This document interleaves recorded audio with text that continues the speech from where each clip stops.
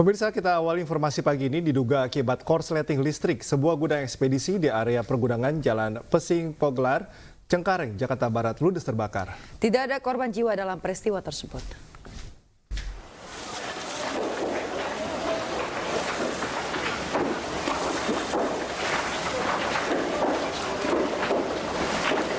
Kobaran api dengan cepat membakar habis sebuah gudang ekspedisi di area pergudangan Jalan Pesing Poglar, Cengkareng, Jakarta Barat. Banyaknya isi gudang yang berbahan plastik membuat api dengan cepat merambat hingga menghanguskan seluruh bagian gudang. Sejumlah karyawan juga nampak berupaya menyelamatkan ratusan paket ke tempat yang lebih aman. Menurut Ketua RW setempat, peristiwa ini terjadi secara tiba-tiba. Dalam waktu sekejap, api langsung membesar di bagian dalam gudang. Pada saat peristiwa kebakaran terjadi, kondisi gudang tengah ramai pekerja yang sedang menyortir paket. Diduga peristiwa kebakaran ini disebabkan akibat korsleting listrik dari dalam gudang. Asap gede, saya langsung kemari, nggak tahunya terjadi Jaya 65 kebakaran. Pak, ini kebakaran apa Pak objeknya Pak? Ini Lazada. Gudang ekspedisi Pak? Gudang ekspedisi. Hingga saat ini, belasan kendaraan pemadam kebakaran dari Sudin, Jakarta Barat sudah diterjunkan ke lokasi untuk mencegah merembetnya api ke permukiman warga.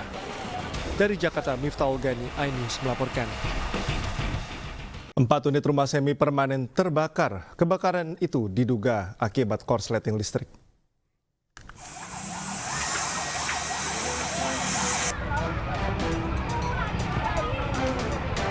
Kebakaran terjadi di daerah padat penduduk di Kabupaten Pasaman Barat, Sumatera Barat.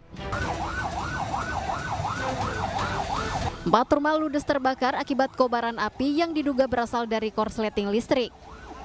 Berhasil dipadamkan oleh 3 unit damkar yang masing-masing dari Ujung Gading, Air Balam, dan Sitwa 4. Tidak ada korban jiwa akibat kebakaran ini, namun kerugian diperkirakan ratusan juta rupiah. Sementara itu, penyebab kebakaran masih diselidiki polisi. Dari Pasaman, Sumatera Barat, Ari Yohanes, iNews melaporkan. 51 unit kendaraan bermotor diamankan polisi saat membubarkan balap liar di sekitar Candi Borobudur. Kendaraan tersebut tidak bersurat lengkap.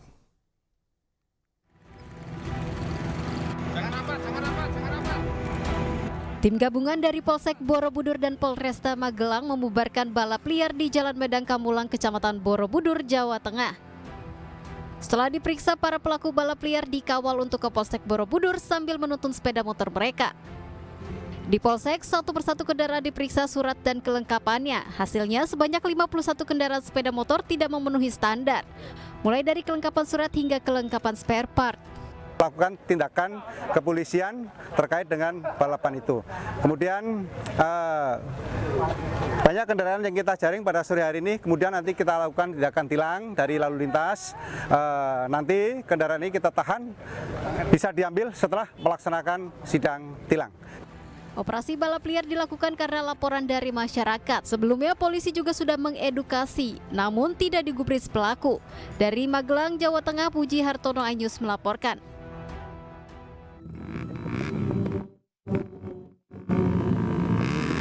Ajang balap liar yang berlangsung di kawasan Jalan Sepi di Desa Besuk, Kecamatan Besuk, langsung dibubarkan Satsamapta Polres Probolinggo. Mereka yang terlibat balap liar pun berusaha kabur, namun tidak ada lagi jalan keluar karena telah dikepung petugas.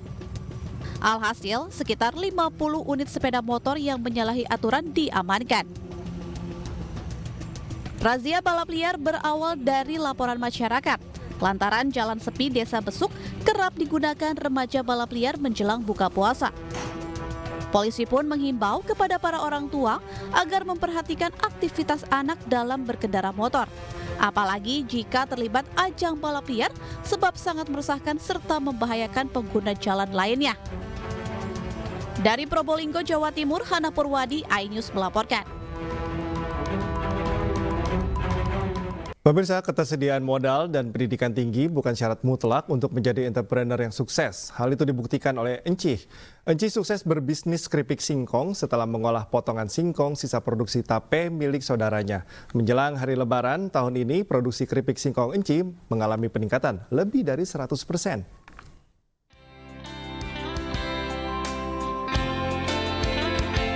Dari irisan-irisan tipis singkong inilah Enci memulai usahanya.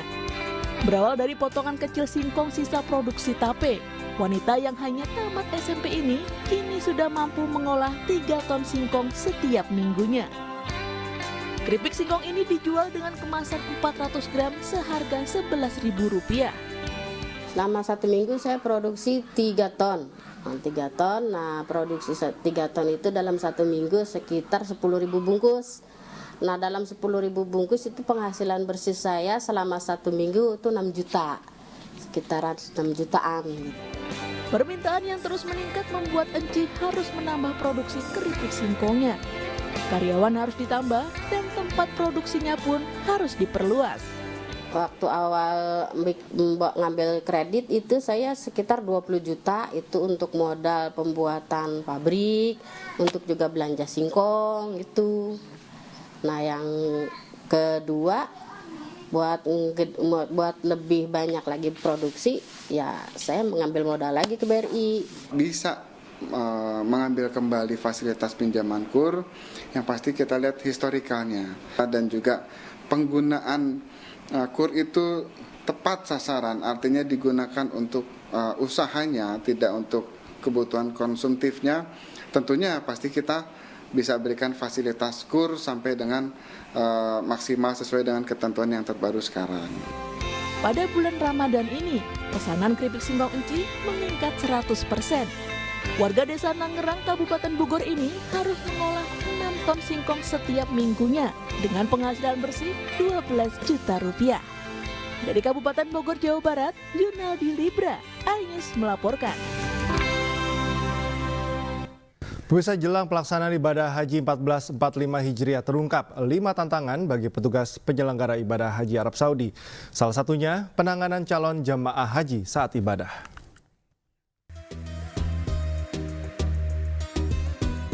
Peningkatan kenyamanan calon jemaah haji mulai dari hotel, konsumsi, hingga transportasi menjadi PR pemerintah terkait penyelenggaraan ibadah haji setiap tahunnya.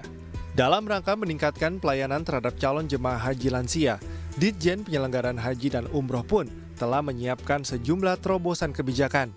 Manasiknya ya jelas, kalau manasik kan sudah kita cetak manasik khusus jamaah lansia. Kemudian nanti makan, transportasi, akomodasi, dan lain-lainnya. Bahkan kita safari wukuf yang selama ini dipergunakan hanya untuk jamaah haji sakit, istirahat kawan-kawan, lansia pun kita safari wukufkan. Selain penanganan calon jemaah haji lansia, penyelenggaraan BIMTEK petugas PPIH Arab Saudi ini juga membahas tantangan dan mitigasi permasalahan haji diantaranya. Terdapat 45.000 calon jemaah haji lansia. Meminimalisir angka kematian jemaah haji.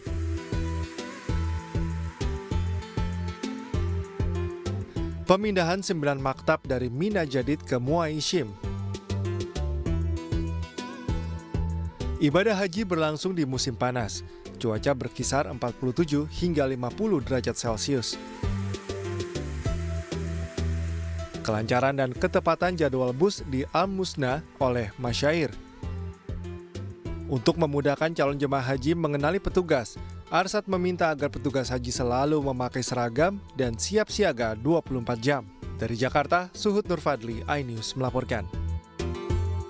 Badan Pengelola Keuangan Haji atau BPKH gelar acara berbagi berkah Ramadan untuk negeri di pesantren Muamalat Solidarity Boarding School Aceh Besar. Para santri diajak untuk menabung haji sebagai bagian dari edukasi tentang pentingnya haji sejak dini.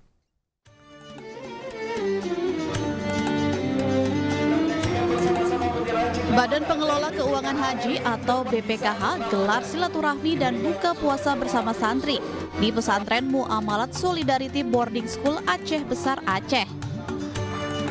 Dalam kegiatan ini, para santri dibekali dengan pengetahuan tentang pentingnya menabung untuk haji sejak dini.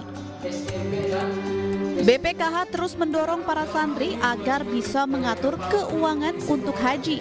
Pasalnya ibadah haji tidak hanya membutuhkan biaya yang cukup besar, namun juga kekuatan fisik.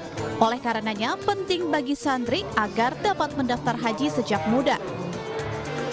Ini kita mau mengajarkan ya dalam rangka membuat struktur demografis jamaah haji kita itu bisa lebih mudah, maka kita dorong anak-anak muda kita untuk mulai menabung dan mempersiapkan. Mereka bukan hanya bercita-cita untuk jadi PNS, untuk menjadi pejabat dan lain sebagainya, tapi harus juga punya cita-cita untuk bisa berhaji. Dana haji itu uang pangkalnya itu 25 juta dan kita cicil. Dan itu kemudahan yang diberikan oleh BPKH melalui Bank Muamalat kepada kita. Kalau untuk santri sendiri bagaimana?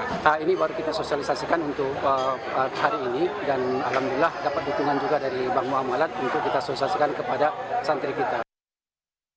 Melalui program Berkah Ramadan tahun ini, BPKH bersama Mitra Kemaslahatan berbagi Mushaf Al-Quran Imam, Mushaf Al-Quran bagi disabilitas, berbagi kado Ramadan, buka puasa bersama, revitalisasi masjid di terminal, dan program Ramadan lainnya. Dengan harapan bisa bermanfaat bagi umat muslim di Indonesia. Dari Kabupaten Aceh Besar Aceh, Taufan Mustafa, iNews melaporkan.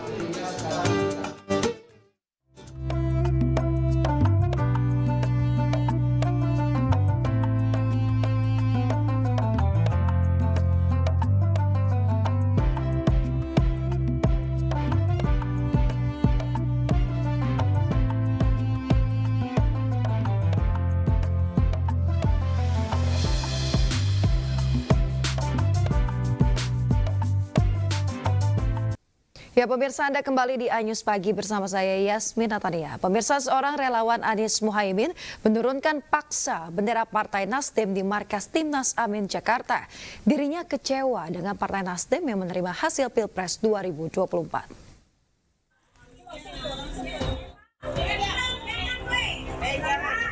Beginilah aksi nekat yang dilakukan Zaki, seorang relawan Anies Muhaimin dari kelompok Forum Komunikasi Putra-Putri Purnawirawan dan Putra-Putri TNI Polri atau FKPPI. Zaki berusaha menurunkan bendera Partai Nasdem yang berkibar bersama bendera parpol koalisi perubahan lainnya di markas Timnas Amin di Jalan Diponegoro Menteng, Jakarta Pusat, Kamis siang.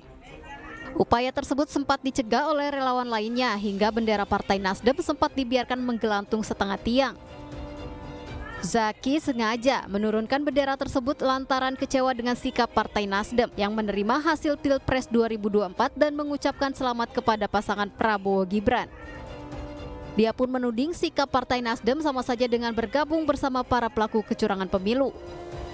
Tapi kenapa bendera Nasdem yang diturunkan? Karena beliau sudah berkoalisi, berkumpul dengan mereka. Bergabung gitu kan, menurut berita bahwa Nasdem ini sudah istilahnya menerima hasil keputusan dan mengucapkan. Setelah sempat bersih tegang terkait aksi nekat Zaki, kini bendera Partai Nasdem kembali berkibar bersama parpol koalisi perubahan di markas Timnas Amin. Dari Jakarta, Rani Sanjaya, iNews melaporkan. Pemirsa, Tim Pemenangan Nasional atau TPN Ganjar Mahfud sepakat akan mengajukan gugatan ke Mahkamah Konstitusi terkait hasil pemilu 2024 yang dinilai mengandung kecurangan dari hulu hingga hilir. Diduga kecurangan pemilu diantaranya terjadi melalui Sirekap KPU serta sejak mulai perhitungan suara di mana perubahan suara TPS menjadi signifikan. Lalu banyak yang mengatakan bahwa kami tidak mau menerima kekalahan. Ini bukan persoalan kekalahan. Karena itulah atas berbagai pertimbangan-pertimbangan tentang pentingnya menjaga konstitusi, menjaga nilai-nilai demokrasi, menjaga harapan tentang hadirnya pemilu yang demokratis, maka terhadap hasil yang diumumkan KPU tadi malam, sikap dari partai politik pengusung Pak Ganjar Mahfud menegaskan bahwa proses pemilu belum selesai. Karena Ganjar Mahfud akan menggunakan hak konstitusionalnya untuk melakukan gugatan melalui Mahkamah Konstitusi. Dan dalil yang kami sampaikan sangat jelas. Selain dari hulu, yang mana kita ketahui terjadinya suatu skandal yang luar biasa ketika Mahkamah Konstitusi yang seharusnya diisi oleh para negarawan, yang seharusnya tidak bisa diintervensi oleh kekuasaan. Ternyata ada abuse of power. Partai Perindo menggelar konferensi pers pernyataan sikap terkait penetapan hasil pemilu 2024 oleh Komisi Pemilihan Umum. Hal itu sekaligus mengungkapkan adanya permasalahan dalam pemilu 2024. Para penyelenggara semuanya juga penuh dengan catatan yang barang tentu dengan hasil keputusan KPU terkait dengan Pilpres maupun Pileg yang semalam sudah ditandatangan dan diumumkan, intinya adalah Partai Perindo terus mendorong agar hak angket akan dilakukan percepatan, dan hak angket itu adalah satu-satunya yang menjadi perangkat untuk mengurai sebuah kecurangan-kecurangan atau praktek-praktek pemerintah yang telah melanggar, yang telah merugikan banyak pihak. Dan tentu dengan praktek-praktek kecurangan itu yang berpengaruh keras terhadap hasil dari pemilu. Yang kedua, kita juga mendorong dengan berbagai macam kecurangan-kecurangan yang tampak, misalkan terkait dengan Sirekap, walaupun itu sebagai alat bantu, tetapi itu adalah acuan yang dipakai oleh masyarakat, oleh partai politik. Banyak sekali hasil yang blank yang ditampilkan, tidak diganti dengan hasil yang murni, yang aslinya, dan kita juga tidak bisa membuktikan apakah hasil itu juga menjadi hasil yang otentik atau hasil yang sudah direkayasa yang itu dimasukkan. Jadi memang penuh manipulasi dan penuh dengan ketidakpastian. Ya pemirsa, tim hukum Capres-Cawapres Anies Baswedan dan Muhaimin Iskandar secara resmi mendaftarkan gugatan Pilpres 2024 ke Mahkamah Konstitusi. Upaya ini dilakukan untuk menindaklanjuti berbagai dugaan kecurangan dalam pemilu.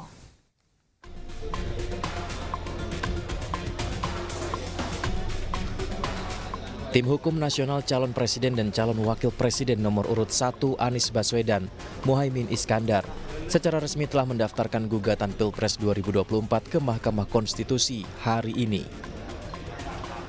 Pagi ini kami beserta tim hukum semua lengkap didampingin oleh Kapten Timnas kita yang kita banggakan, Kapten Shogi. Kami hadir di Mahkamah Konstitusi untuk melengkapi semua berkas-berkas yang diperlukan. Dan alhamdulillah kawan-kawan dari Mahkamah Konstitusi menerima dengan baik. Mahkamah Konstitusi cukup profesional, administrasinya sudah siap. Insya Allah proses persidangan kita akan berjalan. Dalam permohonan ini banyak hal yang kami sampaikan di permohonan ini. Tentunya dalam fakta-fakta yang kami sampaikan, kami lampirkan juga dukungan bukti-bukti di lapangan. Sementara itu Capres nomor urut 1 Anies Baswedan menegaskan bahwa upaya ini adalah demi menegakkan proses demokrasi yang benar karena proses dan hasil sama pentingnya. Proses dan hasil sama-sama penting. Karena proses yang benar akan memberikan hasil yang benar pula. Dan bila ada proses yang bermasalah, maka hasilnya bermasalah pula. Jadi kita ingin menegaskan kepada semua bahwa apa yang kita alami, kita saksikan dan disaksikan oleh begitu banyak. Media pun menyaksikan, publik pun menyaksikan. Dari mulai aspek kebijakan nih, aturan sampai eksekusi ada banyak di situ problem. Nah, kita ingin agar itu semua dikoreksi. Tim hukum Anies Muhaimin mendaftarkan permohonan pembatalan keputusan KPU tentang penetapan hasil rekapitulasi suara dengan alasan banyak terjadi dugaan kecurangan yang merugikan pasangan Amin. Tim Liputan iNews melaporkan. Sebanyak 10 partai politik gagal ke Senayan dengan total suara 17,3 juta pemilih, sementara 8 partai besar lolos ambang batas parlemen.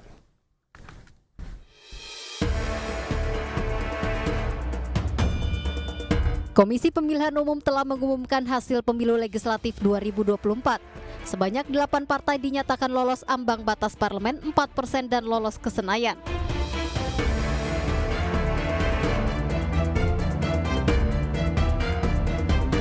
Kedelapan parpol yang lolos ambang batas parlemen 4% diantaranya PDI Perjuangan memenangi Pileg 2024, meraih 26,3 juta suara atau 16,72%. Di peringkat kedua, Partai Golkar yang meraup 23,2 juta suara atau 15,29%. Peringkat ketiga, Partai Gerindra yang meraih 20 juta suara atau 13,22%. Disusul Partai Kebangkitan Bangsa di posisi keempat dengan 16,1 juta suara atau 10,62%. Di peringkat kelima ada Partai Nasdem yang mendapat 14,6 juta suara atau 9,66%. Kemudian Partai Keadilan Sejahtera 12,7 juta suara atau 8,42%. Partai Demokrat di posisi ketujuh dengan perolehan 11,2 juta suara atau 7,43%. Terakhir di peringkat ke-8, Partai Amanat Nasional yang mendapat 10,9 juta suara atau 7,42%. Sementara Partai Persatuan Pembangunan atau P3 harus keluar dari kursi parlemen karena perolehan suara tidak sampai 4%, yakni 3,87% atau 5,8 juta suara. Hasil ini merupakan perolehan suara di 38 provinsi dengan total keseluruhan 151.796.631 suara sah. Dari Jakarta, Tim Liputan iNews melaporkan. Ya pemirsa, investasi emas dapat memberikan sejumlah manfaat kepada masyarakat. Di antaranya adalah memberikan manfaat nyata secara finansial.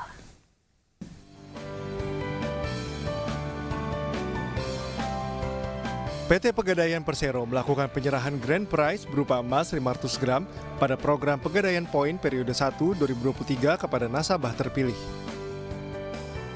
Pegadaian Point merupakan loyalty program dari Pegadaian untuk nasabah yang bertransaksi di Pegadaian dengan berbagai produk, seperti produk gadai, pinjam usaha, dan pembiayaan lainnya. Program loyalty kepada nasabah dengan program bernama Badai Emas 2024 dalam rangka apresiasi dan perkuatan ikatan antara Pegadaian dengan nasabah. Nasabah pemenang pun merasa senang dengan hadiah ini dan akan terus meningkatkan transaksi di PT Pegadaian Persero. Pegadaian Point ini diberikan kepada nasabah yang bertransaksi minimal 100.000 akan mendapatkan 1 poin atau 10 poin dan 1 kupon untuk undian. Dan Pegadaian Point ini tahun lalu dibikin 2 periode. Periode pertama itu adalah diundi bulan Juli, dan periode kedua adalah bulan Desember. Dan hari ini adalah penyerahan hadiah kepada Pak Dede Rudi yang mendapatkan grand prize sebesar 500 gram emas. Alhamdulillah, saya bersyukur dan berbahagia ke Allah SWT dengan Rasulnya Nabi Muhammad SAW. Jadi ini juga satu keajaiban bagi kami. Jadi kami juga berkah lah. Program ini diharapkan dapat meningkatkan literasi keuangan masyarakat terkait investasi emas dan memberikan manfaat nyata secara finansial. Dari Jakarta, Henry Aprilia, Yudi Richarde, iNews melaporkan. Asosiasi Emiten Indonesia menggandeng Asosiasi Pengusaha Indonesia atau APindo berkolaborasi dalam menciptakan Indonesia Emas 2045 dengan memperkuat masa depan generasi Indonesia. Salah satu caranya adalah dengan mendukung upaya pencegahan stunting serta pembangunan generasi muda yang unggul dan berdaya saing. Melalui penandatanganan nota kesepahaman program kolaborasi pasar modal peduli generasi masa depan, Asosiasi Emiten Indonesia atau AEI resmi berkolaborasi dengan Asosiasi Pengusaha Indonesia atau APindo dalam menerapkan program gas kipas stunting. Penandatanganan yang dilakukan langsung oleh Ketua Umum AEI Arman Wahyudi Hartono dan Ketua Umum APindo Sinta Hamdani ini merupakan inisiatif yang bertujuan untuk meningkatkan kualitas sumber daya manusia Indonesia melalui pendekatan kolaboratif antara pelaku pasar modal dan organisasi yang peduli terhadap kesehatan dan perkembangan anak-anak. Melalui kerjasama ini diharapkan tercipta sinergi yang kuat dalam mendukung upaya pencegahan stunting serta pembangunan generasi muda yang unggul dan berdaya saing. ada langsung 25 perusahaan yang anggota EI yang langsung proaktif memberi sumbangan, langsung mengumpulkan 1.250 miliar untuk bekerja sama dengan Apindo, yang kita percaya program ini akan sukses kalau kita bekerja sama, dan semoga bisa nanti berkesinambungan. Jangka panjangnya memang tujuan akhirnya adalah memastikan Indonesia menjadi negara yang maju. Sementara itu, Ketua Umum Apindo mengungkapkan apresiasinya terhadap upaya lebih dari 25 anggota AEI yang telah mendukung program pengentasan stunting dalam semangat 1.000 pengusaha gotong royong untuk stunting. Semangat gotong royong ini membuktikan bahwa bersama-sama dapat menciptakan perubahan yang positif bagi bangsa dan negara. Pertama, kami menyambut baik tentu saja uluran tangan dari AEI, Asosiasi Batin Indonesia, untuk bekerja sama dalam program pengentasan stunting ini. Jadi kita namakan program Kipas Stunting. Nah, kebetulan memang Apindo sudah berjalan ini dalam beberapa waktu ini bekerja sama dengan Kementerian Kesehatan. Karena kalau kita lihat permasalahan di lapangan yang tadi disebutkan, itu kan harus pertama ada basis datanya dulu, dan data itu ada di Kementerian Kesehatan. Karena kami mau memastikan kita tepat sasaran. Dan baik AEI dan Apindo mendorong partisipasi aktif pelaku usaha, termasuk para emiten di Indonesia, untuk turut serta dalam solusi berkelanjutan untuk masa depan Indonesia yang lebih baik. Diharapkan program ini dapat memberikan dampak yang signifikan bagi peningkatan kualitas hidup anak-anak Indonesia serta pertumbuhan ekonomi yang inklusif dan berkelanjutan. Dari Jakarta, Ade Firmansyah, iNews melaporkan. Pemirsa, tokoh pendidikan dan komunikasi Indonesia Prita Kemal Ghani menjadi pembicara di Forum Perempuan Sedunia yang berlangsung di Markas Perserikatan Bangsa-Bangsa New York, Amerika Serikat. Prita Kemal Ghani berbicara perjuangan dan juga keberhasilan memperjuangkan pendidikan berkualitas bagi perempuan dan anak di Indonesia. Pemirsa, Prita Kemal hadir di Forum Perempuan PBB UN Commission Status of Women dalam rangka kegiatan Hari Perempuan Internasional yang digagas oleh lembaga multilateral tersebut sebagai upaya pemberdayaan peran perempuan yang belakangan semakin penting dan menjadi faktor penentu bagi pembangunan suatu bangsa. Prita Kemal Ghani menyuarakan pentingnya peran pendidikan dan juga kewirausahaan sebagai upaya percepatan mengatasi kemiskinan dan juga memperlihatkan bahwa posisi perempuan sangat strategis, bahkan menentukan, mengingat jumlah perempuan sebanyak 51% dan anak-anak 39% dari populasi nasional Indonesia yang mencapai 279 juta penduduk. The PR Institute has been committed to provide quality education to the young generation of Indonesia. Education is the key to overcoming the social and economic imbalances that exist in our country. Through an innovative and holistic approach to learning, we aim to equip our students with relevant skill and in-depth knowledge to compete in the competitive. Ya, pemirsa, Anda kembali di iNews Pagi bersama saya Yasmin Natani, ada rekan saya Cika Multazam. Kita ke informasi berikut ya pemirsa. Angin puting beliung menghancurkan bangunan musola di Tuban, Jawa Timur. Selain itu, sejumlah rumah warga rusak.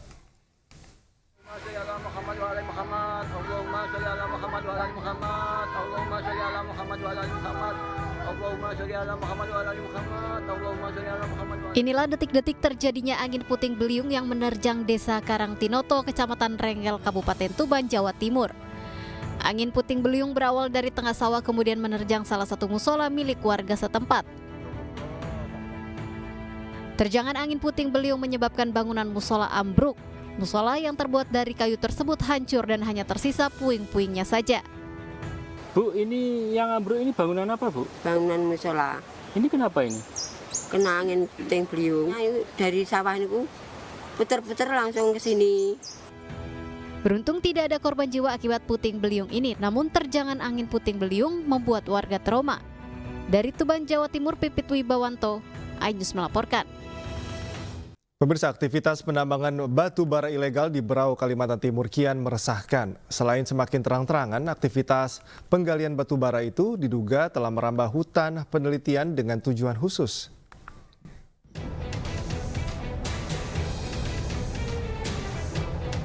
Dugaan aktivitas penambangan batu bara ilegal di Kabupaten Berau, Kalimantan Timur kian marak dan secara terang-terangan. Seperti yang terlihat di kilometer 35, jalan poros Kampung Labanan menuju Kecamatan Kelai. Puluhan truk terpantau lalu lalang mengangkut emas hitam. Hal ini mendapat kritik dari tokoh masyarakat sebab banyak penumpukan batu bara yang berserakan di tepi jalan. Serta diduga juga telah menjarah kawasan hutan penelitian yang disebut juga kawasan hutan dengan tujuan khusus Labanan. Kita lihat sendiri bahwa sudah memasuki KHDTK. KHDTK ini merupakan kawasan hutan dengan tujuan khusus yang berada di Labanan ini. Ini merupakan berada di KM 35. Ya, saya sangat menyayangkan dan harapan saya bukan berarti kita anti investasi. Kalau memang ingin menambang, ya ikut izin. Masyarakat setempat berharap pihak terkait agar bertindak tegas menghentikan aktivitas penambangan batu bara ini sebelum dampak kerusakan lingkungan kian meluas. Dari Berau, Kalimantan Timur, Tim Liputan iNews melaporkan. Kesal anaknya tewas usai ditangkap polisi, orang tua serta warga menggotong jenazah Faisal Amri Harahap menggunakan keranda ke kantor Polsek Kota Pinang sebelum dikebumikan. Sempat terjadi aksi saling dorong karena petugas melarang mereka masuk.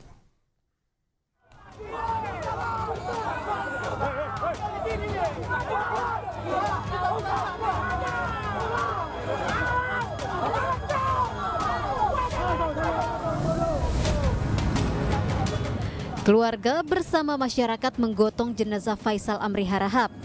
Pria berusia 29 tahun warga Kampung Banjar 1, Kelurahan Kota Pinang, Kabupaten Labuhan Batu Selatan, Sumatera Utara, ke kantor Polsek Kota Pinang sebelum dikebumikan. Faisal Amri Harahap tewas setelah ditangkap dan dibawa petugas ke kantor polisi karena diduga terlibat dalam penyalahgunaan narkotika. Situasi hampir ricuh ketika beberapa petugas di kantor Polsek melarang mereka masuk. Warga akhirnya membuka paksa pagar kantor Polsek sehingga terjadi saling dorong. Orang tua korban yang tak terima atas kematian anaknya meluapkan emosinya di hadapan polisi. Ia pun mengaku sangat kecewa terhadap peristiwa tersebut. Orang tuanya merasa kecewa, sangat merasa kecewa karena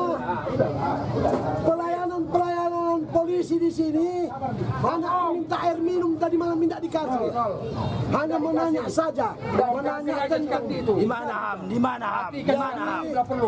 Biar kita tahu ini dari lubuk hatiku yang dalam merasa kecewa. Pelayanan, pengayoman polisi kita. Jenazah kemudian diletakkan di teras kantor Polsek sebagai bentuk protes dan kecewa atas kematian Faisal Amri Harahap. Dari Labuhan Batu Selatan, Sumatera Utara, Randi Kurniawan, iNews melaporkan. Ya pemirsa, Egy Maulana Fikri menyebut gol penentu kemenangan Indonesia ke Vietnam pada laga ketiga grup F putaran kedua kualifikasi Piala Dunia 2026 memang sudah direncanakan di setiap latihan. Sementara itu pelatih skuad Garuda Sinteyong mengakui bahwa permainan timnas Indonesia kurang terutama pada babak pertama.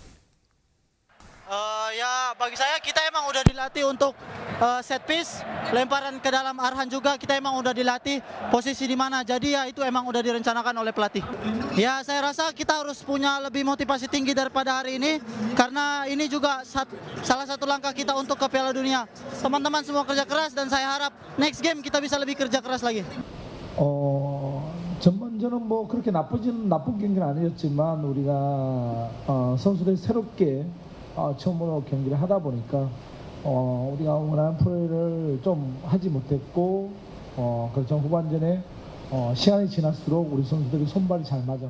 Mendorong kemajuan olahraga tinju di Indonesia, duel tinju menarik akan digelar antara juru masak Chef Arnold Purnomo melawan food vlogger Code Blue di Jakarta. Duel Chef Arnold versus Code Blue oleh Holy Wings Sports Show Series 5 mengusung tema The Biggest Boxing Festival akan berlangsung 21 April 2024 di Indonesia Arena, Jakarta. Selain itu juga akan digelar professional fight antara Anthony Engelen dan Paris Fernandez. Total ada 14 pertandingan yang diselenggarakan. Gelaran tinju ini diharapkan dapat mendorong perkembangan industri olahraga di Indonesia serta mendukung pemerintah dalam mengenalkan olahraga tinju kepada masyarakat. Persiapan ya bisa lihat di Instagram, saya lari, exercise, basic, dan juga ya padding saja gitu. Tapi kan bisa lihat buktinya ya. Oke. Walaupun memang boxing itu seorang easy sport, tapi yang paling sulit adalah kita melawan diri kita sendiri. Cuman saya yakin satu hal, Indonesia pasti membantu Indonesia. Saya punya tujuan untuk membantu tinju. Jadi saya harap para tim media, para petinju, para atlet, dan seluruh warga Indonesia datanglah ke Indonesia Arena tanggal 21 April 2020. Terima kasih masih bersama kami di Ainis Pagi bersama saya Cika Multazam dan rekan Yasmin Atania. Kita ke informasi selanjutnya, 69 pengungsi Rohingya yang terombang-ambing di atas kapal yang terbalik di perairan Mulaboh, Aceh Barat berhasil diselamatkan tim SAR gabungan. Kondisi para korban memprihatinkan akibat dehidrasi setelah terjebak berjam-jam di tengah laut.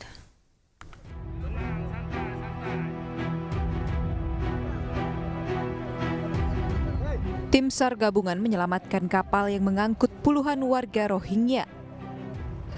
Kapal pertama kali ditemukan oleh nelayan setempat. Mereka ditemukan sekitar 21 mil dari pelabuhan Jeti Ujong Karang, Mulaboh, sekitar pukul 9 waktu Indonesia Barat. 69 korban terdiri dari 42 laki-laki, 18 perempuan, dan 9 anak-anak. Saat ditemukan, para korban dalam kondisi lemas dan dehidrasi setelah berjam-jam terombang-ambing di tengah laut. Evakuasi berhasil dilakukan dalam waktu 3 jam. Tim SAR gabungan yang berada di atas kapal KN SAR Kresna berhasil mengevakuasi seluruh 69 orang dalam keadaan selamat. Dan selanjutnya dari pukul 12.00 berangkat KN SAR Kresna menuju pelabuhan Jeti Mulaboh untuk diserahkan kepada pihak imigrasi dan pihak pemerintah setempat untuk ditangani lebih lanjut. Para korban kemudian dievakuasi ke pelabuhan Jeti Ujong Karang, Mulaboh, di mana ambulans sudah siap siaga membawa korban ke RSUD Cut Nyak Dien untuk mendapatkan perawatan medis.